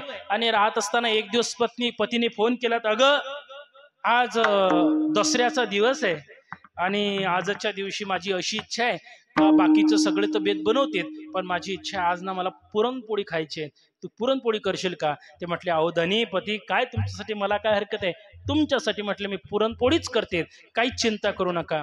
बुवानी फोन केला, तशीच बाई आता कामाला लागली, पुरणपोळी बनवायची होती म्हणून ते पुरणपोळी बनवण्यासाठी सगळी तिने सामुग्री बोलावली, सर्व तयार केलं आणि मस्त त्या ठिकाणी पुरण घेतलं, लाटलं, त्याच्यामध्ये पीठ टाकलं आणि मस्त पुरणाच्या पोळ्या सुरू केल्या. बरोबर?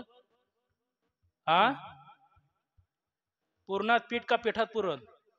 कणकेत ती काहीच नाही असं. हा, तुम्ही हुशार आहात, शहर आहे ना फार कमी येते. तिने पुरणपोळ्या, आता ते नवीन बिचारी, तिला थोडं अवघडच गेलं, कशा बशा तिने पुरणपोळ्या केल्यात. थोडासा आवाज वाढवा. संध्याकाळच्या वेळेला तो घरी आला आणि घरी आल्यानंतर पत्नीला विचारलं, का ग झाल्यात का पोळ्या? म्हटलं हा केल्या ना प्रतिदेव. मग म्हटले चल भूक लागली, लवकर वाळ. लवकर वाळ म्हटल्यानंतर ते दोघंही जेवायला बसले. जेवायला बसल्यानंतर ताट वाळता वाळता त्याने पाहिलं, पात्रामध्ये 5 चपात्या होत्या. 5 चपात्या होत्या. ते म्हटले, का ग चपात्या किती केल्या? म्हणे 5. 5 समजत नाही? 5 आता मी किती जेवायच्या? मला खूप भूक लागलेली आहे आणि विशेष म्हणजे ते माझ्या आवडीचे आहेत. म्हटले मग आता तू काय करायचं ते कर, पठ्ठ्या 3 खाणार, तू 2 खायच्या. ते म्हटले, 4 वाजतापासून धुपतात डोळे चोळून राहिली तेव्हा कधी हे झाली, 5 चपात्या झाल्या, तुम्ही काय 3 जेवणार? मी 3 खाणार म्हटले, तुम्ही 2 चपात्या खा. झाले दोघांचे भांडणं सुरू. मी वाट लावणं सांगतोय, मी माझा विषय सोडणार नाही.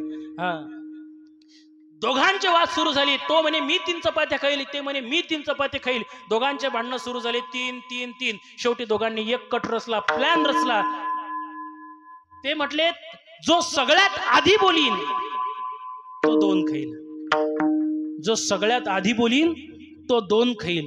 आता 2 खाईल म्हटल्यानंतर दोघंही गप बसलेत, चपात्या खायच्या ना. दोघांनीही बोलायचं ठरवलं की जो आधी बोलीन तो 2 चपात्या खाईल, म्हणून दोघंही गपचूप बसून राहिले. आता उपवाशी होते बिचारे, अरे उपवाशी झोप थोडी ना लागते. दोघंही बिचारे काहीच बोलत नव्हते, कारण बोला तर तुम्ही बोला, आता तुम्ही हिस्सा टाकता काय त्याच्यात? बोला तर 2. फार मोठी पंचायत झाली. दोघंही एकमेकाला फक्त पाहतच होते, अजिबात बोलत नव्हते. त्यांच्या समोर मनातल्या मनात ते गाणं म्हणत, बैठ मेरे पास तुझे तू कुछ कहे ना. कधी कधी गाणे लागतात नाही का? आणि मग ते दोघंही बोलायत नाही. त्यांना राग आला, हो भांडणं झाले. यानं इकून तोंड केलं की ते तिकून करे, तिने इकून केलं की हा तिकडून करे. रातभर तसंच चालू, बोललेच नाही, कारण त्यांना माहित होतं बोललं की काय, बोललं तर 2 खा लागतील. भाषा झाल्या त्या चपात्या पण खायचा. आणि मग रात्र अख्खी तशीच गेली. तशीच रात्र गेल्यामुळे आता परिस्थिती अशी झाली, सकाळ झाली आणि सकाळच्या वेळेला काही लोक बहिर दिशेला जात होते. आणि बहिर दिशेला जात असताना 3-4 लोक ते रस्त्याने जायला लागले. रस्त्याने जाता जाता ते म्हटले, का रे आपण रोज या घराच्या पासून जातो, तर या घराच्या जवळ सळा समार्जन रांगोळी वगैरे सगळी काढलेली असते, मग आज का बरं हे सगळे उठले नसतील रे? का बरं म्हणे यांनी सगळं रांगोळी वगैरे काढलेली नसेल, का सळा समार्जन केलं नसेल. दुसरं म्हणे तुला काय रिकामचं धंदे करायला लागतात, करो ना करो, तू काय चाललं. तिसरा म्हणे नाही बे ते गावाला गेले असतील. चौथा म्हणे गावाला गेले असते तर कुलूप नसतं लावलं, अंदरच आहेत म्हणे ते. मग म्हणे तुम्हाला काय करायला लागते, ते रात्री दांडियाला वेळ चालला असेल म्हणे, मग ते झोपतील उशिरा. तर मग आता काय करायचं म्हणजे उशिरा उठतील, चला म्हणे आपण. तिकडे गेलेत आणि एका तासानंतर परत आले, कारण तिकडे गेल्यानंतर मोबाईल पाहता पाहता 1 तास कधी जाते समजतच नाही. आणि मग ते पुन्हा परत आलेत आणि परत आल्यानंतर त्यांनी पाहिलं म्हणे का रे आणखी हे उठले नाही. दुसरा म्हणे खरंच लेका उठले नाहीत, चल म्हणे आपण त्यांचा दरवाजा ठोकू. दरवाजा ठोकू म्हणून दरवाजाच्या जवळ गेले आणि दरवाजा ठोकायला लागलेत. असाच दरवाजा ठोकला, 2-4 वेळा, 5-6 वेळा वाजवला, पण ते काही दरवाजा उघडत नव्हते. त्यातला एक जण म्हणे का रे हे दरवाजा ठोकला तरी उघडून नाही राहिलेत, मेले गेले तर नाहीत रे. आता दरवाजा का उघडत नव्हते त्याच्या मागचं कारण आहे, त्यांना असं वाटत होतं हे दरवाजा ठोकून राहिले, पण दरवाजा ठोकल्यानंतर आपण जर उघडला तर ते आपल्यासोबत बोलतील, आणि आपल्यासोबत जर बोलले तर आपल्याला बोलावं लागेल, आणि आपण जर बोललं तर बोला तर तुम्ही बोला पोहेल बुरशी आली, आता बोला तर दोन खावे लागतील. मग काय करायचं, दोघांनी दरवाजा उघडला नाही. लोकांचा संशय आता खऱ्यात उतरला, ते म्हणे नक्कीच काहीतरी घातपात झाला. आणखी 5-7 लोक गावातले बोलावले, 5-7 लोक बोलावल्यानंतर ते म्हणे भाऊ दरवाजा तोडल्याशिवाय पर्याय नाही. सगळ्यांनी प्रयत्न केला, दरवाजा तोडायला सुरुवात केली. यांच्या लक्षात आलं की हे दरवाजा तोडून राहिले, आणि यांनी जर दरवाजा तोडला ना आपण जर जागी दिसलो तर आपल्याला जितेपणात जीव घेतील. मग काय करायचं, काहीच नाही म्हटलं, घट्ट डोळे मिटून घ्यायचे. दोघांनी मनावर मन ठरवलं. या लोकांनी जसा दरवाजा तोडला तसेच त्या ठिकाणी एकाच बेडवर पडलेले पाहिले लोक म्हणत पाय रे, एकाच बेडवर मेले म्हणे. कोण्या गावचे आहेत रे, ते म्हणे आपल्याला काही माहित नाही, भाडेकरू होते. म्हटले मग त्याच्या काही सोयऱ्या धायऱ्याचा नंबर, म्हणे नंबर गिंबर काहीच नाही. म्हटले मग आता काय करता, काय करता म्हणजे त्याला काय असंच ठेवता येते काय. म्हटलं मग आपण घेऊ ना म्हणे रचून सगळं गोष्टी. सगळं एक जण म्हणे आपण टिटवं धरणार रे, चौघ म्हणत आम्ही खांदेकरी हो. गावकरी म्हणतलं का आता एवढं सगळं करून राहिलेत, मग आपल्याला करायला काय हरकत आहे. या सगळ्यांना हे समजत होतं हे प्लॅन चालू आहे, पण बोला तर खायचा कातोडा, बोला तर 2. मग काय केलं तर सगळ्यात पहिली प्रक्रिया रडणं. गावातल्या बाया मोले घातले रडया नाही असू, रडायला लागल्या बाया, काही घेणं देणं कोण काय कुठला सुरू झालं. आणि नंतर एक म्हाताऱ्या गेल्या, थांबव म्हणे पाणी तापू दे. आता पाणी तापवणं काय मुर्द्यासाठी काय मापात पाणी तापवलेलं असतं का बाबा, त्याचं काय घेणं देणं. तो काय म्हणतो चटका लागला की थंड घ्या की गरम घ्या, काहीच नाही. गरम पाणी तापवलं, गरम पाण्यानं आंघोळ घातली. पण बोला तर बोला तुम्ही बोला, बोला तर 2 किती पंचायत. गरम पाणी घेतलं. एक जण म्हणे पायजा बरं, ते एका बेडवर मेले, दोघं नवरा बायको होते. त्याला अलग अलग तिरडी करून चालत नाही, एकाच तिरडीवर बांधा लागेल. काही लोक फार मोठे शहाणे असतात, लोकांना माहित आहे हे वाटोळ घातल्यापेक्षा याला पुढे केलेलं याच्या म्हटलं ऐकल्याला कधी चांगलं. म्हणून तो म्हणे बा काही हरकत नाही, तू एक तिरडी म्हणत ना, एकच तिरडी. दोघांनाही त्या ठिकाणी अंघोळ घातली, तिरडीवर बांधलं. तिटव्यावाल्यानं तिटवं हाती घेतलं, उचललं राजा, तरी उठायला पत्ता नाही, बोलायला तयार नाही. कारण बोला तर 2 खायाचा कातोडा. रस्त्याने ज्या वेळेला निघले तिटववालं ते 4 खांदेकरी, बाकीचे गावकरी म्हणतले का रे त्यानं तिटवं धरलं काही नसताना, या चौघाईनं खांदा दिला. मग निदान आपलं कर्तव्य आहे, आपण त्याच्या वाट लावायला मागेतच. काही लोक वाट लावायला मागे असतात, आणि मग आपण निदान त्याला मागे तर गेलं पाहिजेत ना, मागे गेलं पाहिजेत. म्हणून लगेच त्या ठिकाणी अख्खं गाव त्याच्या मागे मागे जायला लागलं, त्या मार्गाने चालायला लागलं. सगळे राम बोलो बैराम, राम बोलो बैराम, राम बोलो बैराम, राम बोलो बैराम, सगळे रस्त्याने चालले. चालता चालता त्यातल्या एका जणाने विचार केला, आपण लेका मेल्यावर आपल्या मागे किती लोक राहतील हे आपल्याला माहितच नाही. मग आज तर जिथे मग आपण मेल्यावर पाहू शकणार नाही आपल्या मागे किती लोक आहेत. मग आपल्याला आपण असं ठरवलं बोलायचं नाही, पाहायचं नाही. ठरलं काय, बोलायचं नाही ठरलं आपलं, पाहायचं नाही ठरलं का. म्हटलं मग आपण निदान आपल्या मागे किती लोक आहोत हे पाहावं. म्हणून त्यातल्या एका मुर्द्यानं म्हणजे त्यातल्या एका झोपलेल्या माणसानं असं वर मागे डोकावून पाहिलं, किती मागे आलेत. मागे जसं डोकावून पाहिलं, मागच्याचं लक्ष गेलं, मागच्यानं भूत उठलं, मागचे मागेच गायब. मागचे मागेच गायब झाले, एकही थांबला नाही. राहिला किती जण? ते टिटव्यावालन 4 खांदेकरी 5 जण राहिले. ते 5 जणच गेले, पटपट पटपट नदीवर पोचले. टिटव्यावाल्यानं टिटवं खाली ठेवलं, त्यानंतर तिरडीवाल्याने तिरडी खाली ठेवली, तर मागे पाहिलं. मागे जसं पाहिलं, हे 4ही खांदेकरी टिटव्यावाल्याला बोलायला लागले, अय पाय बरं, इतक्या पटपट चालत असतात काय? तू पटपट चालला, मागच्या लोक पाय किती मागे राहिले म्हणे, इतकी घाई करत असतात काय? आता याला माहितच नाही मागे काय झालं.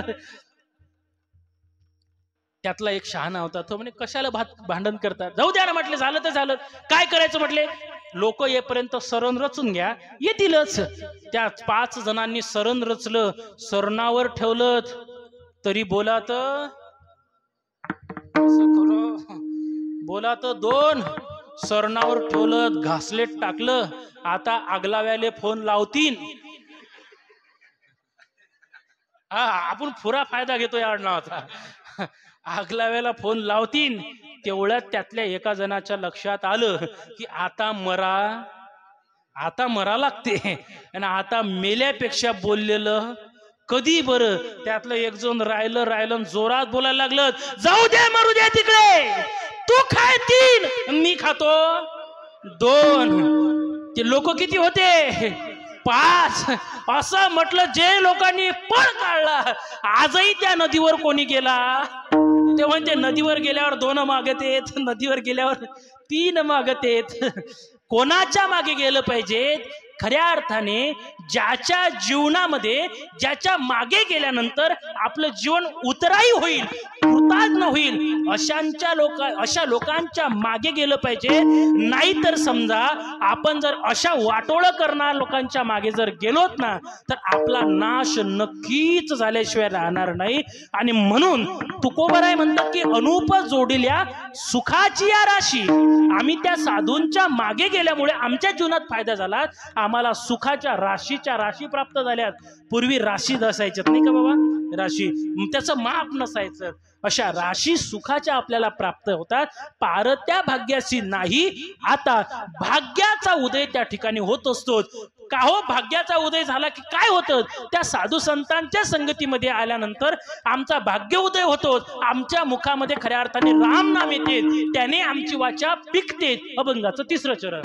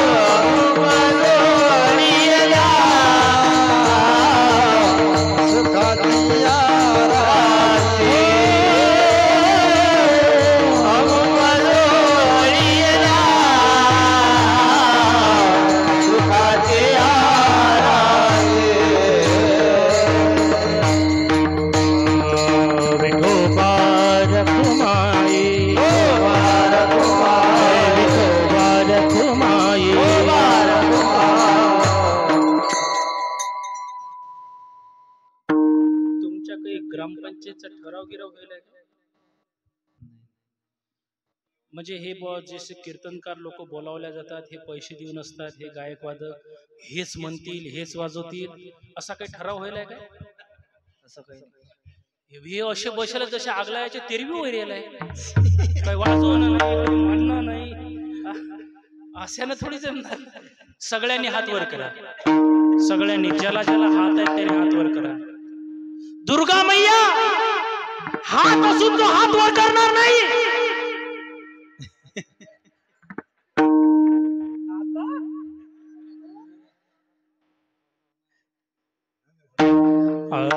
तुलेले हरी का नाम विठ्ठल पांडुरंग, लेले हरी का नाम विठ्ठल पांडुरंग,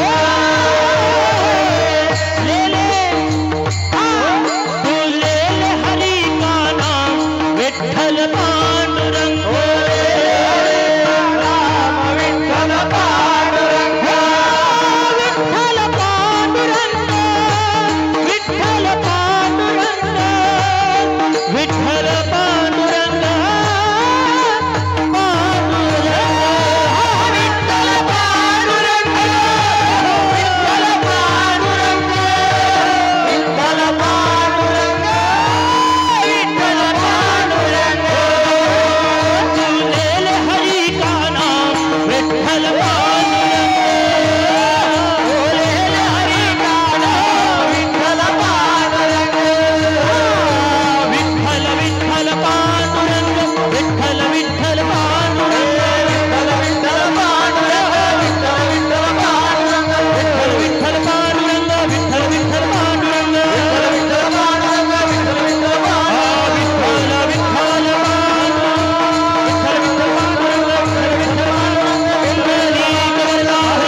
विठ्ठल विठ्ठल पांडुरंग,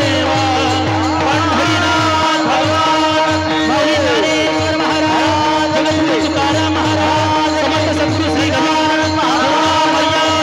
विठ्ठल विठ्ठल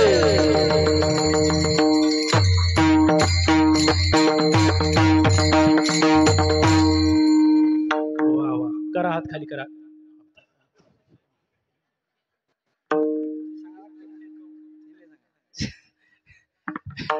लय हुशार गाव आहे बा. तुम्हाला माहित आग लावाय काय सांगणार आहे म्हणा भाऊ, तुझ्यासारखे आम्ही असे किती अमुक काय धन्य दिवस आजी झाला सोनियाचा, पिकली हे वाचा राम नामे. आमच्या धन्य दिवस त्या दिवशी होईल. कोण्या दिवशी? ज्या दिवशी आमची वाणी राम नामाने पिकेल. राम नामाने वाचा पिकल्या गेली पाहिजे. ज्याही व्यक्तीची वाचा राम नामाने पिकतेत ना, त्याच्या जीवनात संत संगतीचा काय परिणाम होतो माहितीये का? तुम्ही पाहिलं असेल, पाहिलं म्हटलं म्हणजे तुम्ही अभ्यासलं असेल. बोलिले वाल्मिक तैसेची करीन, वर्तुनी दाविन नामा म्हणे. ही जी ताकद महर्षी वाल्मिकांच्या अंगी आलीत ना, ही पिकली हे वाचा रामनामे या न्यायामुळे, नाही का? आधी तर त्यांच्या जीवनामध्ये संत मिळालेत आणि त्यांच्या जीवनाचा दसरा झाला, स्वच्छता झाली, अंतःकरणाची स्वच्छता झाली. कारण वाल्मिकांच्या संबंधामध्ये चर्चा होती. ब्रह्मराशी पातके अपार, वाल्मिक किंकर वंद्य केला. ब्रह्महत्या राशी पातके अपार, ब्रह्महत्येसारखे पातक अपार केले होते. आणि अशा वाल्मिक वाल्या कोडी, वाल्याचा वाल्मिक केला आणि त्याची वाचा रामनामाने पिकली. परिणामी त्याच्या जीवनाचं सोनं झालं. तुकोबाराय म्हणतात, पिकली हे वाचा रामनामे. आम्ही त्या संतांच्या संगतीमध्ये लागल्यानंतर आमच्या जीवनामध्ये रामनामाचा गजर व्हायला लागला. आम्ही अहोरात्र रामचिंतन करायला लागलो, रामकृष्ण मनामध्ये गायला लागलो. आणि इतके आमच्यावर अनंत त्या संतांचे उपकार झाले का आज आम्ही आमचा देह जरी त्यांच्या पायावर उतराई ठेवला गेलात ना, तरी सुद्धा त्यांचं ऋण आमच्याच्याने मुक्त होणार नाही. अभंगाच्या शेवट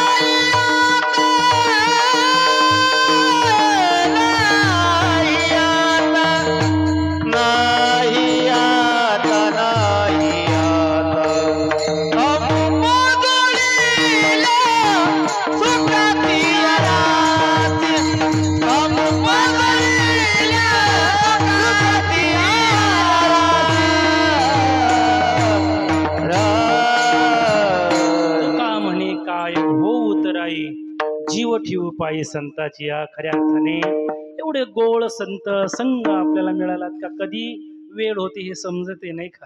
11 वाजून गेलेत, आपल्यालाही आपल्या वेळेची मर्यादा आहे आणि म्हणून अशा संतांच्या संगतीमध्ये खऱ्या अर्थाने जीवन उतराई होत असते आणि जीवन उतराई होण्याच्या उद्देशाने खऱ्या अर्थाने आपण भगवंताला आणि संताला शरण गेलं पाहिजे आणि संतांना भगवंताला शरण जात असताना एकच सांगितलं पाहिजे, तेव्हा आमच्या जीवनात जे काही संकट आहेत, आमच्या जीवनामध्ये जो काही त्रास आहे, त्या त्रासाला तू निरसन करायचं काम केलं पाहिजे.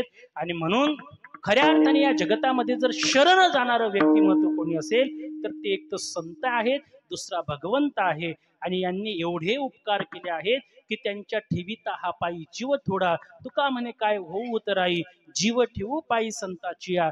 त्यांच्या पायावर जीव जरी ठेवला, त्यांच्या शरीराचं रोम रोम जरी आपण त्यांना उघडून दिलं तरी सुद्धा आपण त्यांच्या उरुणातून मुक्त होऊ शकत नाही. फक्त मग काय करायचं? खरंच देह दिला पाहिजेत का महाराज? खरंच तोडले पाहिजेत का हात पाय? खरंच मुंडकं दिलं पाहिजे काय? अजिबात नाही. तोडून द्यायची गरज नाही. फक्त त्या भगवंतानी दिलेल्या अवयवांचं, दिलेल्या संधीचं सोनं करावं आणि हे सगळं देवाने दिलंय हा भाव आपल्या डोळ्यासमोर ठेवायचा. आणि म्हणून हा भाव आपण डोळ्यासमोर ठेवलात ना तर नक्कीच आपल्या जीवनातला दसरा झाल्याशिवाय राहणार नाही, आपल्या जीवनात सुखाची दिवाळी आल्याशिवाय राहणार नाही. ती दिवाळी येण्यासाठी आपण शरण कोणाला जावं तर एकच आहे, तो संत, दुसरे भगवंत. आणि म्हणून त्या भगवंताला सुद्धा जाता जाता थोडंसं आवाहन करूयात.